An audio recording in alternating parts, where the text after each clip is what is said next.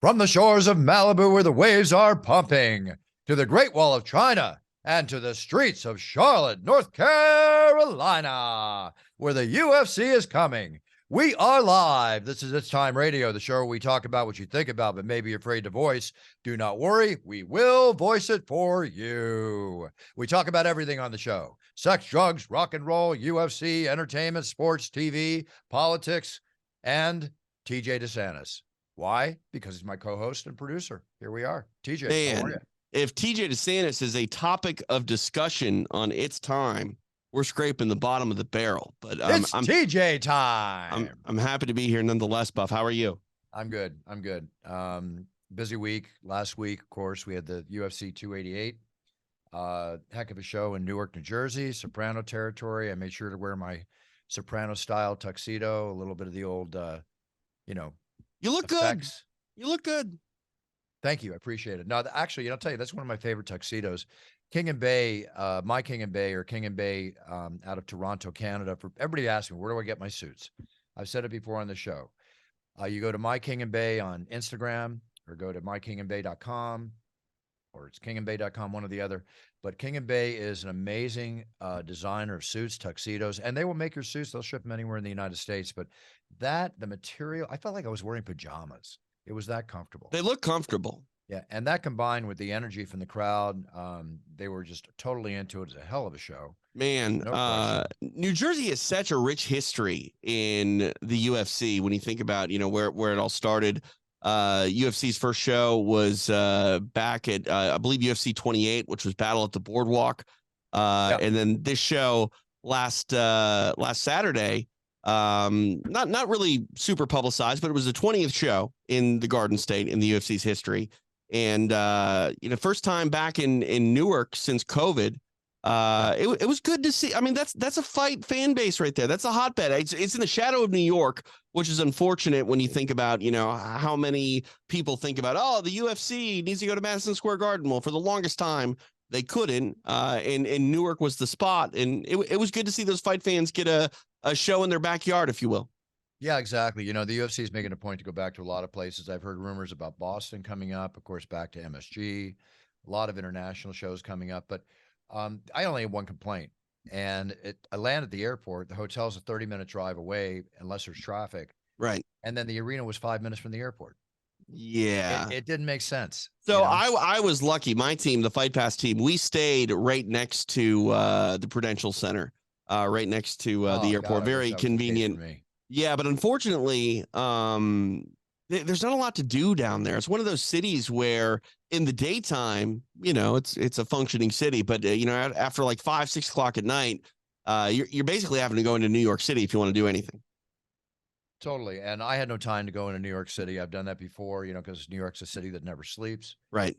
We finished the show around 1 or 1:30 in the morning. Oh, and that's the toughest part about those East Coast shows, Buff. Yeah, but you know what? This weekend is Charlotte, North Carolina, and it starts at 11:30, I think, is the first fight in the morning, and we end at 6 o'clock. And for a Pacific guy, I'll be able to actually have a dinner. For a Pacific Coast guy, though, that's like 7:30 in the morning, first fight. I know. It's early. Even you the like KSI that? fight. Do you prefer that? What's that? Do you prefer the early start time where you're getting done at around dinner time? I love to sleep in, relax, work out, do everything I like to do in the morning. But quite honestly, it's a little bit of a pain to start the show early, as we do in China and Singapore and stuff like that. When I say a pain, it's like you got to adjust your sleep zone and everything else. Right. But the benefit is you do end early. Right. You can go out and have a nice dinner. Yeah. Right. Get a proper night's sleep before you go get on the airplane the next day. Yeah, get some sleep like last week. And don't cry for me, Argentina. I mean, I fly first class. I stay in nice hotels. We're not complaining. I'm just talking because I'm generally curious because, I travel, not the full schedule that you do by any means, but pretty much the entire pay-per-view schedule. And when I go out east, Buff, I'm kind of caught in this conundrum of like, do I try to get on the current time zone's sleep schedule? Because, I want to go to bed by like midnight, 1 o'clock. Well, if that's the case, then fight night, I'm dying. You know what I mean? Like you're looking at the main event not starting until in the midnight hour. And no, but I stuck to Pacific time. So I was, I didn't sleep pretty much at all. after the fights were over, got on the airplane, and yeah, it's kind of that decision you got to make. Like, do you stick to that local normal time that you and I live on the West Coast, or do you try to acclimate? And when you do acclimate, then you come home, and then you're all screwed up for when you come home. Yeah, real quick to end this time zone conversation, there's benefits to both. In this case, for instance, last week in Newark, I got back to the hotel. I got maybe 2 hours sleep. I had to leave for the airport at 6:30 in the morning. I get on the plane, maybe sleep 2 hours in the plane, get Yeah. back here. I mean, your body's all screwed up. Can you do that though? And then I get back. I get back at like noon. Right. And I think I get back at noon because I can have a whole day. But Right. it's a little exhausting. I got to adjust. Right. But I'll tell you what I did do. What? I got recently, and this helps. And before I say this, let me say the other part. I also fly red eyes. Okay. Sometimes, like when I have appearances for Puncher's Chance Bourbon or something. Not a bad idea. And I get in early, and I'll get to sleep in the hotel room, and because I hate wasting an entire day of travel. I hear you. Yeah. I can't afford to lose days with everything I have to do, or even recovering. If you do travel, and you don't get a proper night's sleep, you might be there on time. Like that's the difference, I think, between a red eye in first class and a red eye in coach, Buff. Yeah. If you're in first class, you're doing all right. Yeah. As long as the seats go all the way back. But anyway, I don't like talking about first class or business class because a lot of people fly coach, and I wish I could fly first class or business class. Trust me, I feel you. But that's the thing. You get to a place sometimes on a red eye, and if you don't get good sleep on the plane, it's like, dang, I'm losing today anyway because you're just in a fog. Exactly. What did you ask me before I went back to this? We were talking just generally about time zones and things like that. How do you do it when you, like, say, work a show in Asia? Like if you're doing like a Singapore show or a Korea show, do you try to get on a time zone before you leave? Yeah, it's real simple. Domestically, I leave Friday. I'm back on Sunday, unless I have appearances on Friday for something else, like Punchers or my cologne or something like that. Right. By the way, the cologne's still #1 on Amazon. Very nice. Very nice. And it's going to be announced soon. I don't want to be premature, but UFC fans will be able to buy this regularly where you like to buy your UFC merchandise. So go figure that out. Oh, so like on the concourse of the show? We're working on a lot of things that are going to take place. Nice. If you can ever hook up your producer with some It's Time cologne, even some promo stuff, we could probably give those away when they do the fan experiences. Yeah. Okay. Well, you remind me of that. We'll set all that up. I just want one for myself, but you got it. Here's an answer to your question. Now, when it comes to Asia and stuff like that, I have to leave on a Wednesday, so I can get there on a Thursday. Right, because you lose a whole day. I lose a whole day. Yeah. I need a day to get myself together. I've landed on Fridays and done the shows on Saturdays and just bounce back. The shorter time you spend going away, the less chance you have of jet lag. Right. It's just basically wearing on the body. Do you check a bag? Yeah, but I carry the monkey suit with me. I make sure I carry. That's smart. I carry the what I wear for the show, shoes, everything I need show night. I have my backpack, but yes, I do have a bag I have to check in. Do you have a backup suit? No. So it's one and done. With me. I carry it with me. Wow. See, I thought you would have a backup just in case. No, I carry it with me. Because, it probably doesn't happen to you fancy, bougie, first class people, but even with the carry-on, every once in a while, they'll take it from you. They'll do a gate check. And when that happens, man, I get real nervous because I have to tear that off my hand, buddy. I hear you. I have to travel with gear to do extra rounds. And, I carry the main components in my carry-on bag. But if I were to lose one of those things, I don't know what I'd do, Buff. Whole show's over. Carry-on, it's got an overnight, I have enough toiletries in there, everything, basically to survive for a day. And then the clothes I wear on the plane, if I have to, I know I could last, God forbid, 2 days in those clothes. Right. Do you have status? Are you like a medallion member or whatever on any of those airlines? You mean like we get to board before everybody? No, yes, but also do you qualify for a bunch of airline miles and all that stuff? I have a lot of airline miles. Do you stick with one airline is basically what I'm asking. No, it's hard to do that. There's 3 domestics I fly all the time: United, Delta, and American Airlines. Right. Those are the big 3. Those are the ones that I'm on. Yeah. That's where predominantly I have a lot of my stuff. I've rarely ever used my miles for anything. I bought, Brian a ticket. Sure. When I brought a friend over to, a show I pay for the tickets usually. Yeah. You know what's hard though is, I mean, you know this better than anybody. You get these airline miles that you can redeem for reward travel, and when you have time to travel, the last thing you ever want to do is go anywhere. Yeah, but also too, it takes 100,000 airline miles for $1,000 worth of tickets. Not always, not always. It depends on the airline, but on long distance, Well, international so flights. I got a round trip reward travel ticket and I use it for work, but I got a round trip reward travel ticket on American to Cancun for 16,500 miles. That's great. Yeah. That's awesome. That's But awesome. I mean, again, I use it for work. So, all right, TJ, I think the big news of the week. Happy Mother's Day. yes. Well, Happy it's Sunday, Mother's right? Day to all the amazing moms out there. Yeah, I've been doing a ton of videos on Cameo and orders coming into brucebuffer.com, and it's just so cool. Again, my mom is the world to me. Right. And I just love doing that. It's really, really cool. I hope everybody out there has a really special day with their mom. Send the flowers, see your mama, give her a kiss. That's what Mother's Day is all about. I mean, it's not about you, it's about your mom on Mother's Day. Yeah. I think your mother is the only one who you couldn't give a Bruce Buffer intro for a gift. She's probably the only one that wouldn't like it. Yeah, maybe so. I think Actually, I think she would like it. I think she would like it. Now that I think about it, she said you're a big. Have you ever done one for Connie Buffer? I don't know. I don't think I have. But you're putting an idea in my head. I think I need to do that. It's time, Buff. Yeah, literally. Yeah. As a matter of fact, I'm going to do that right after the show. I mean, how cute would that be? She'll love it. I mean, undisputed mom of the year. Yeah, I got it. Thanks, TJ. Thanks for reminding me. I might definitely, believe me, she'll get the biggest bouquet of flowers and the biggest hug possible when I see her on Sunday. Does your mom have a favorite kind of flower? She loves roses like most women, especially women of her age. She absolutely adores roses. I love giving very fancy orchids that last. Orchids are beautiful. Time. Yeah. My wife likes stargazer lilies, which are actually harder to come by than you might think. Very hard to come by. But again, everybody, happy Mother's Day. If you see this and you want a Mother's Day video, I'm guaranteeing 24-hour delivery, which would be hard for me, on show day, but it doesn't matter. I'll be in a tuxedo. I'll film your videos in a tuxedo if I get them on Saturday or before. But I just love doing videos for Mother's Day. So with that being said, happy Mother's Day.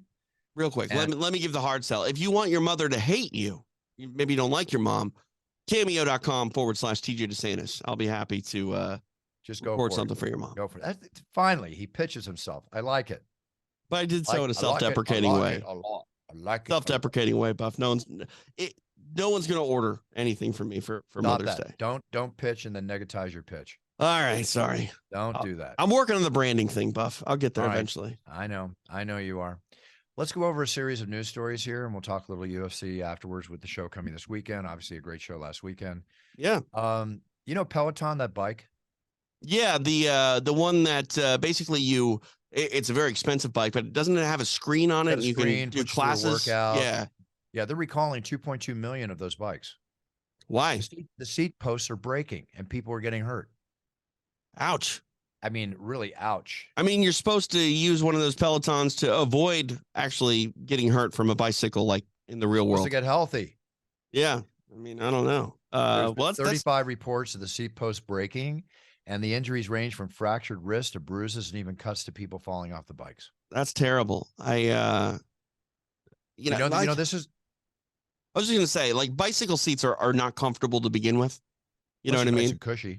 Yeah, even if they're cushy, like the first time you get on a bicycle seat, if you haven't been on in a while, your ass is gonna remind you that you don't sit on seats like that very much. But I don't know. I guess if you're really working out, you don't really need to even sit on it. You're kind of probably standing most of the time. Well, this is not the first time Peloton has had products recalled. In 2021, they had to recall 125,000 treadmills because of children-related injuries where one even died. Wow, that's terrible. Okay. It's horrible. And there was the company had to do damage control on another one where a death of someone named Mr. Big was riding a Peloton. Right.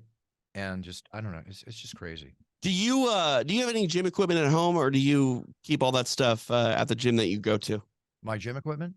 Yeah. Do you have like any workout machines? I turned my garage, I've got a large garage and half of it it's actually a full gym. Oh, nice. I've got a rowing machine. I've got the, the, whatever you call that bike. Yeah. The elliptical.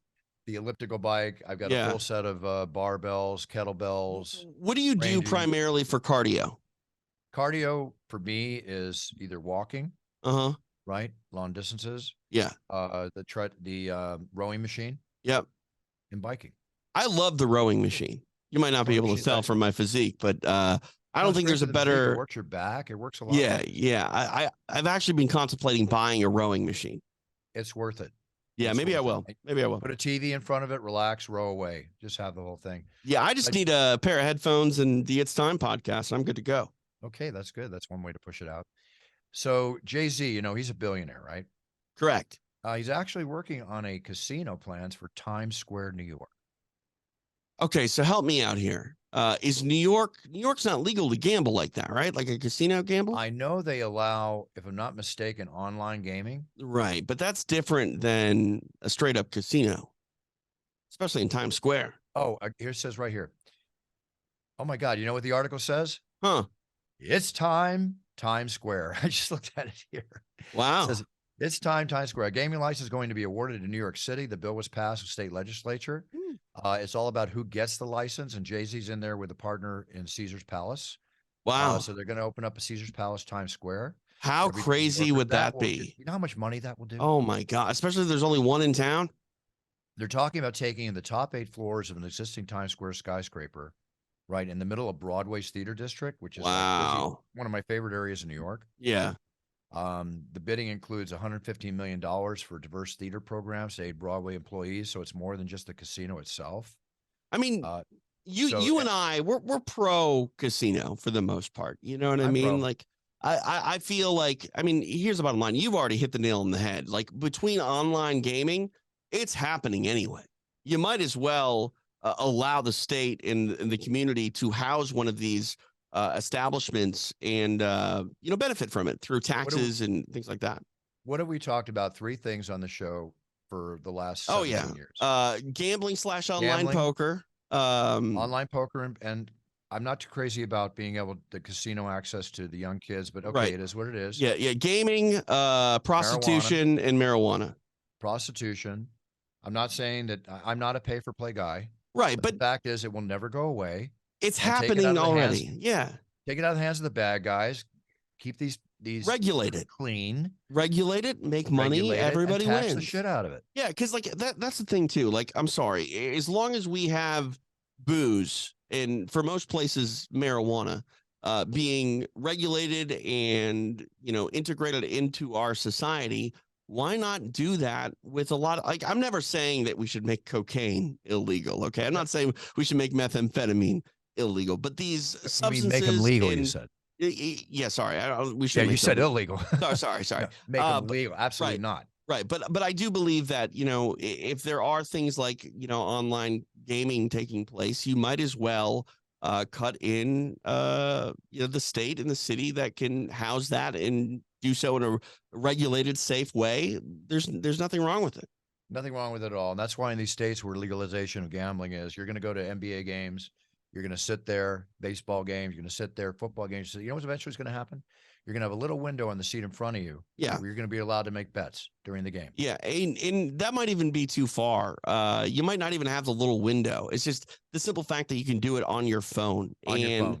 And the fact that you're doing it, again, it's set up in a way where you're taking money out of that market and doing it online. And who knows where that money goes when it's unregulated like that. Why not embrace the idea that it's able to benefit the place where you're doing it?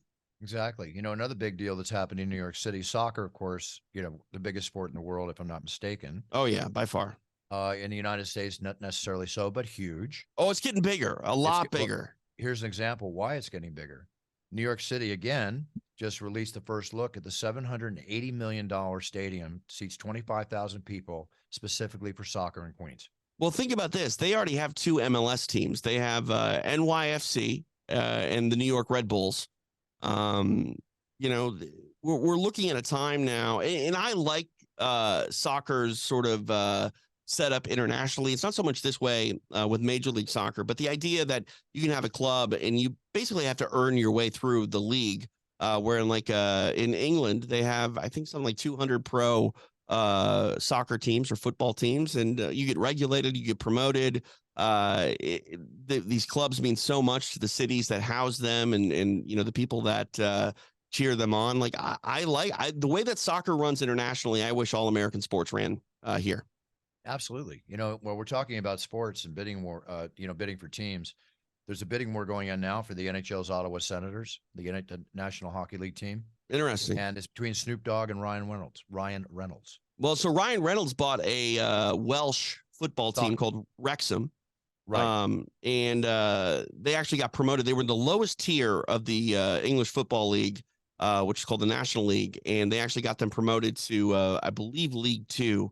And he just sold that Mint Mobile for like $1 billion. Like, Ryan Reynolds is incredibly talented, not just on screen, but off screen as a businessman as well. No question. And, he's like The Rock, he diversified. He even had his gin, which he made sold for 600 plus million. He made like 300 plus million out of that. So good, good. Listen, these are role model individuals for me. Yeah, for sure. I mean, somebody kidded me one time. They call me Mini Rock because, he comes out with the tequila after I come out with a bourbon. Well, you saw my tweet the other day, right? Where I said, someone had said, it's going to be a travesty when you work your last fight night. And I said, yeah, absolutely, I'll be crushed. But I firmly believe that you are not only a legendary announcer, you're a legendary businessman. And maybe it's not in the works yet, but the second that you can figure it out, I'm sure you'll be licensing your hologram and likeness to the UFC so you can be around for years after you're no longer around. My godson Henry's going to the University of Oregon. I'm very happy to announce. Oh, congrats, Henry. That's great. Yeah, it's great. And he's going to be training in business. He's going to be working and in the area of Nike and all these great companies up there. And he's going into sports business. He's going into all that. So wow. I'm very proud of him. I'm surprised that, maybe you are do you ever go to universities? Does anybody ever bring you in to speak and not necessarily give a class like a guest professor, but your experiences, Bruce, and what you've done in this space, not only with yourself, but with Michael, like I can imagine that you could give a pretty good lecture to young college kids. Oh, absolutely. No question. Very easily. I would love to do that. And I have done that, but not at universities. Do you have a degree, Buff? Pardon me? Do you have a degree? No, because if you remember, I told you once on the show, I have a high school diploma, of course. Right. Graduated in the top quarter of my class at Santa Monica High. I went to college, had my first, I started in the telemarketing business. I was making amazing money at 18. That's right. So right? you were making so much money, it didn't make sense to continue school. And then first off, I was running my company during the day, or the company I was working for. I was going to school till 10 o'clock at night studying business, but I was doing it for real in the streets during the day. And I said, okay, right. I'm going to stop college for 2 years. Yeah. If I don't make it, I'll go back. Yeah. And I never had to go back, but I'm not telling people not to go to college. But it's just what worked out for me. Let me say this, and I hate to sort of pile on here.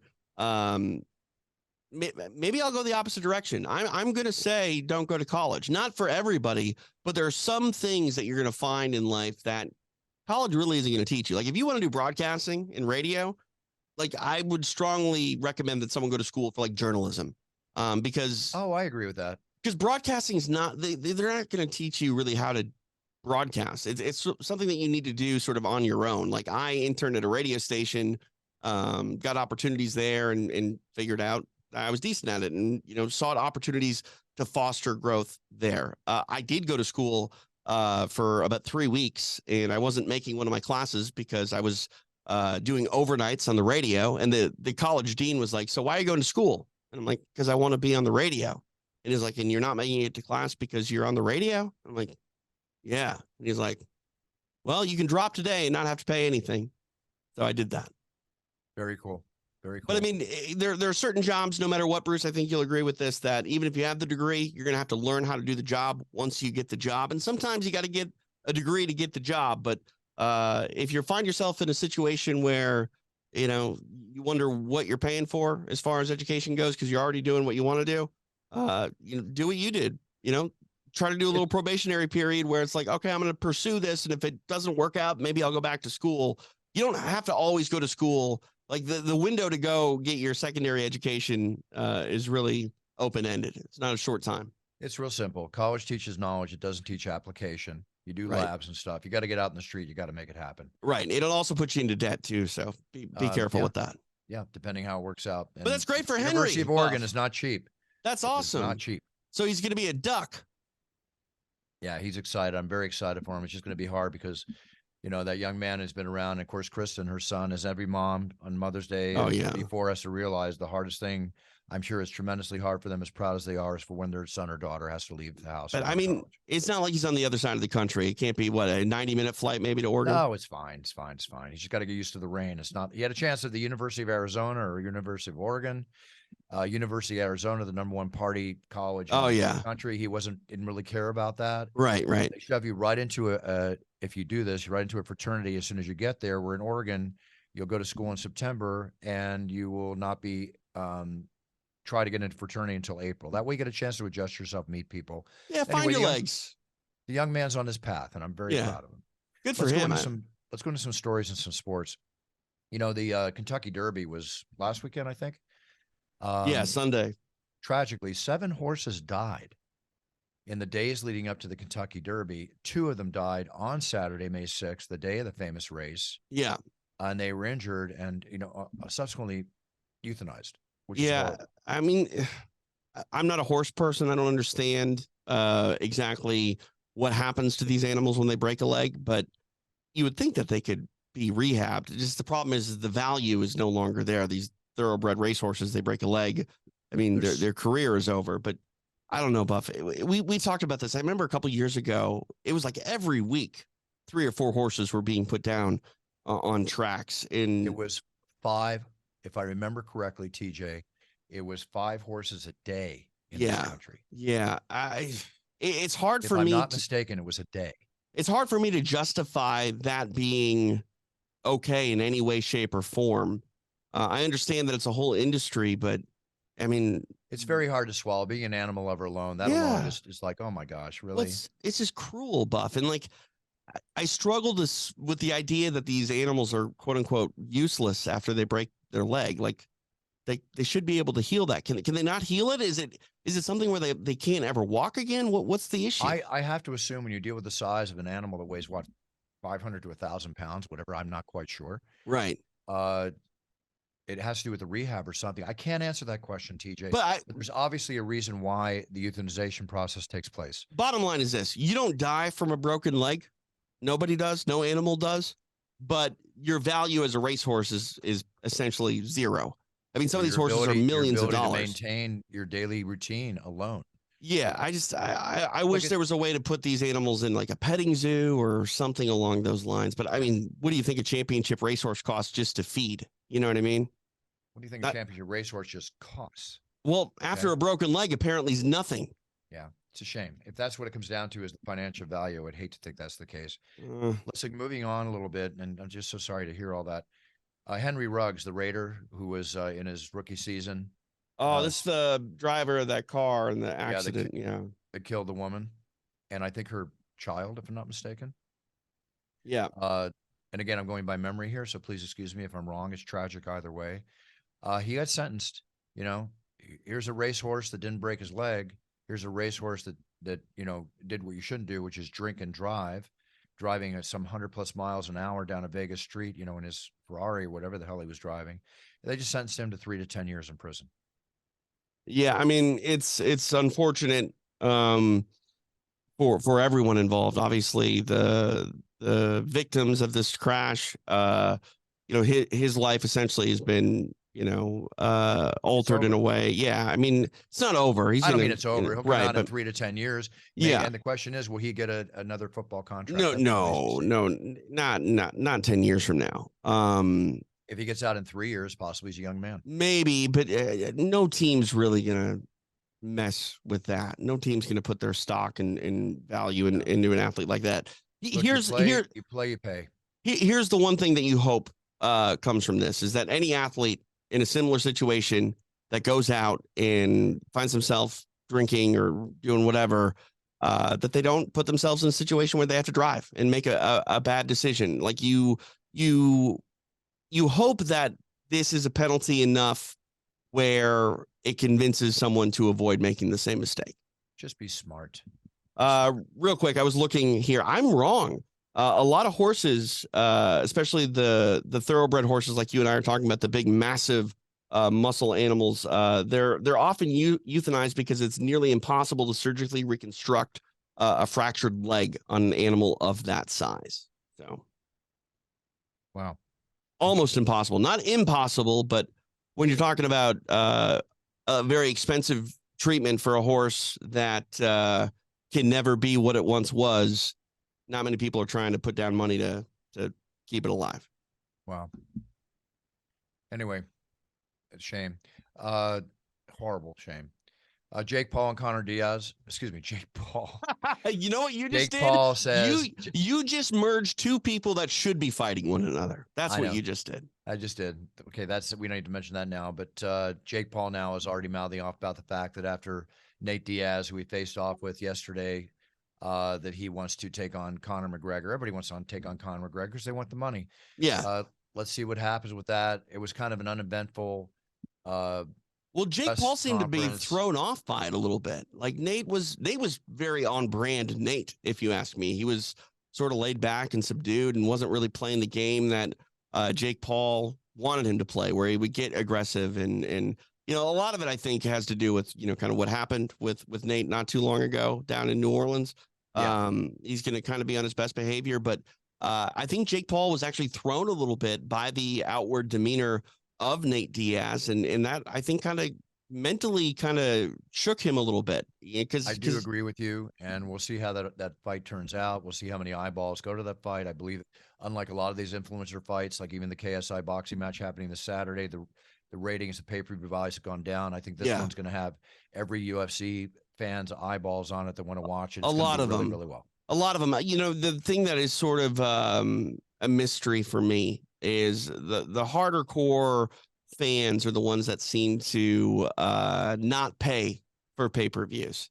I think there's a big audience here that while they're curious to see Nate Diaz fight Jake Paul, I don't know if they're curious enough to actually pay rather than seek alternate opportunities to watch. We'll see what that pay-per-view number is. Bottom line, you and I both agree. I hope Jake and Nate make insane amount of money.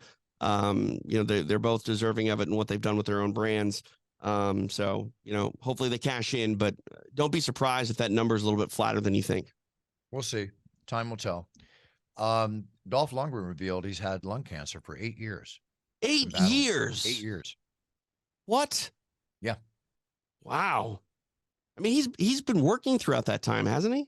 Yeah, he's making movies left and right, you know. Wow. Even with Chuck Liddell and other people, but since 2015, he's 65 years old now, and that's what happened. So, you know, that's one thing I will say, and a lot of people experience this in older age. When they retire, they basically their lives are cut a bit short. You know, maybe his fuel to get through cancer and thing is just staying busy and staying working. Like, that's one thing that I admire about you. Like, I have a hard time, Bruce. I mean, you might stop traveling or stop announcing at one point or another when you're like 922 years old, but I don't think you'll ever stop being a businessman. I don't think you'll ever stop waking up in the morning with a to-do list and going out there and making moves. I don't think so either. And it's going to be very hard for me to, considering the way Puncher's Chance Bourbon, the Cologne, and, you know, It's Time Energy, all these products coming out. This is a business that I'm building to manage for 10 plus years, a business that will be around when I'm not around. And you know, that's what's amazing to me too, is obviously people see you and know you for your work inside the octagon. But when I talk to you on a day-to-day basis, you're busy all over the place, not all with business, you know, a lot, you know, you take care of your mother and your mother's, you know, elderly, and that's a whole job in itself, but you have set yourself up for a very busy 40+ hour work week with nothing to do with the UFC necessarily. I've always got something to do. Let's put it that way. It could be 8 o'clock at night and I'd always have something to work on, which is fine because, like I always tell everybody, try to see what your passion is, monetize your passion. Then you're not going to work. You're living a lifestyle. But you got to take time for yourself. Sometimes I don't take time for myself the way I should. And I think you suffer for it too. I think you pay for that at times because you push yourself definitely harder than you should. But no question, there's my moments. But, you know, don't cry for me, Argentina. I'm just doing what I love. I'm curious. We've talked about Brian, your brother's, police work over the years, and now he's retired. Is he similar to you? Is he always keeping? I know he's a big collector. Is he enjoying retirement, or is he working in his own retirement? Brian loves retirement. He enjoys retirement. He's also vice president of Buffer Enterprises, and Kristen, of course, is my partner and vice president too. She and I are all day long managing everything going forth, left and right. But Brian's big thing is that his collectible business. Yeah. He's brilliant. He's brilliant at collectibles and sports memorabilia, guns and artifacts. He's just absolutely brilliant. On that And he's topic, passionate about it, and that's what keeps him going. Again, follow your passion. Follow your passion. Follow your passion. On that topic, I don't know if you've seen it. There's a new show on Netflix called The Golden Touch. It's about the Golden Auction Company.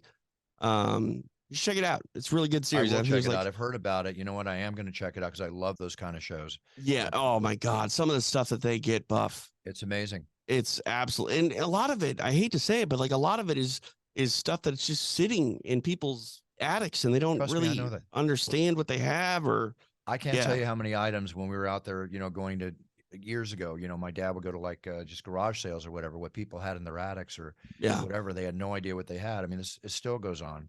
Yeah, I think I told you my mother collects old soda pop bottles, and she found like a Dr. Pepper bottle that someone was selling in an antique store for like $3. It was worth like $300. I believe it. My It's dad one crazy. time picked up a pistol for $750. Right, this guy was selling back in the day when you just buy it, direct an antique weapon. It had a name on it, a very horrific name on it called Heinrich Himmler, the head of the SS back in World War II for Germany, right? Mm-hmm. It was inscribed on the piece, and he didn't care to keep it because of what it was. And he Right. sold it for some $35,000 like 35 years ago. That's unbelievable. Yeah. Unbelievable. And some of it you do need to have an expert eye on it, but Well, that's what you got to learn. right, but everything is worth taking a second look at when it's got age on it. Yeah, no, it's called provenance, we call it. But yes, you have to. It's taken me 30 plus years to be as knowledgeable as I am in the sports memorabilia and the gun and artifacts, antique weapon, field. But that's just refining your knowledge, just putting it all together. Hey, were you a Beetlejuice fan? I mean, I watched the film when I was younger, for sure. They're releasing Beetlejuice 2. Is Michael Keaton in it? It does not say. I mean, if he's not, yes, I'm the new okay. film is Okay, going to feature the original stars, Michael Keaton and Winona Ryder. that's good. I'm interested in that then.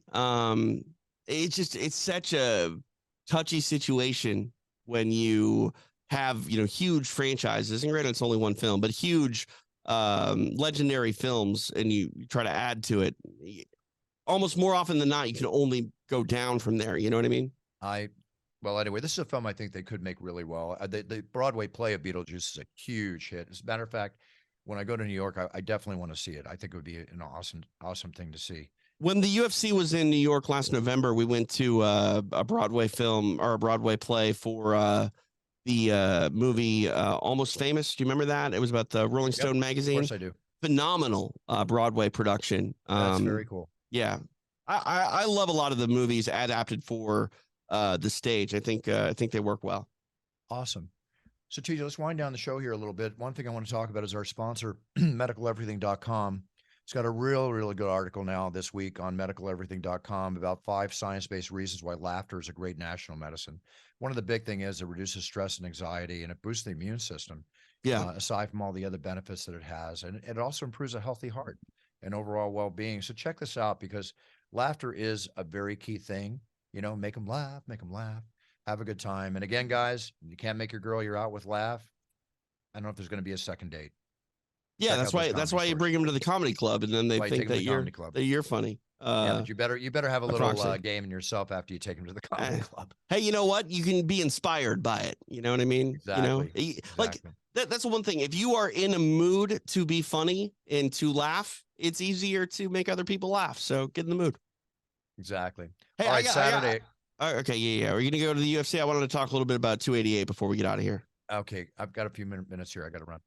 Okay, I just your thoughts on Aljamain Sterling, his performance over Henry Cejudo. I thought it was an excellent fight. Henry's in there, being the great warrior and probably one of those most amazing sports combat athletes in history of sports. At first, I thought Henry edged it, right? I Looked didn't. at it. I thought it was pretty clear. 3-2. I just thought Aljo. at first, and then when I was looking at the scorecards and putting together and reenacting the fight in my head, I gave it to Aljo. Listen, let's face it, he got the W. He's going Yeah. to go on. I think the fight between him and Sean O'Malley is going to be a hugely watched fight. Yeah, I hope so. I hope so. What did you think about O'Malley getting in the octagon and Merab Dvalishvili taking his jacket? It wasn't planned, but it made for a lot of talk. It made for a lot of after press, and it was a bit of a, shall I say, a dick move. Oh, come on. It was hilarious. That was exactly what I was about to say. It was hilarious. But it was hilarious. I'm not like hating on Sean. I think Sean's a nice kid. I think he's really smart when it comes to business. I'm not picking a side here by any means, but talk about Merab just, seeing an opportunity and running with it.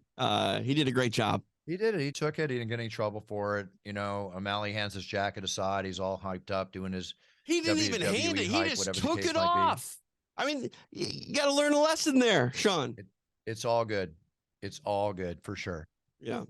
Okay. So anyway, this weekend we've got the co-main event with Johnny Walker and Anthony Smith. Yeah, that'll be fun. I didn't realize this was an ABC card. This one's on Network TV. Network TV. Obviously, we start early, and I think it's on Network TV around probably start in the area of about noon to 1 o'clock on Saturday. The heavyweight bout, Jailton Almeida, Jairzinho Rosenstrike. That'll be a heavyweight brawl for sure. Yeah. And I'm looking forward to it. It'll be really, really cool. So I'm looking forward to being on ABC. I'm looking forward to being back in the octagon.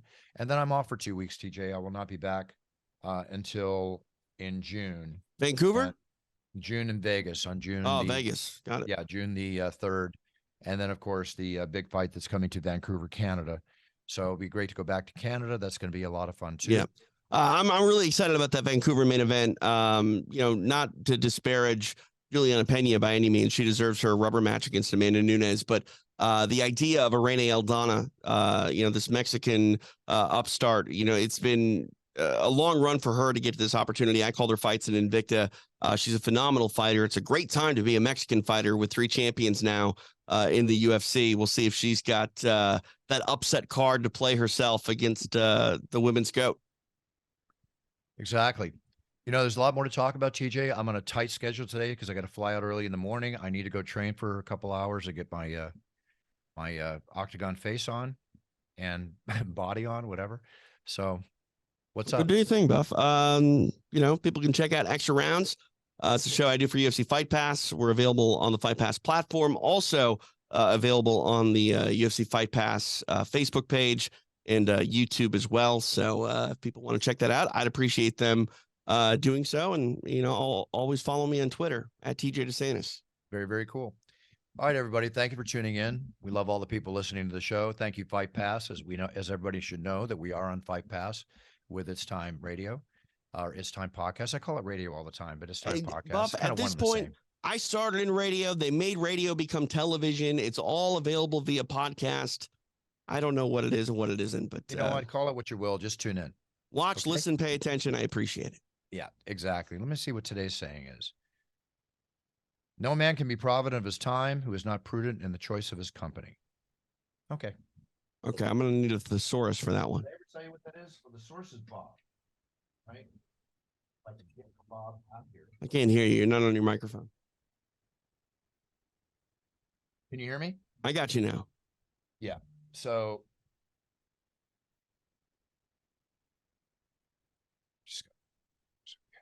what happened? Nothing. I got to take care of something. This is Bob. That's his sayings. Oh, yeah, Bob. I know Bob. You follow Bob. If you don't follow the sayings, you wind up looking like Bob. Okay, don't look like Bob. Don't look like Bob. Very simple. All right, I'm going to let you go because I know if you're like a shark. If you're not moving, you're dying. Yeah, I just threw everything off my desk. Okay, everybody. I'm a little rushed. Sorry about that. Listen, have a great week. Set on that path. Set your goals. Get your knowledge down so when you go on that yellow brick road to success, to happiness, that you be the best you can be. And if you are the best you can be, then you're winning. Have a great week, everybody. I will see you from the Octagon on ABC on Saturday from Charlotte, North Carolina, and we'll be back next week. Sorry for the quick out, but thanks for tuning in. Buffer out.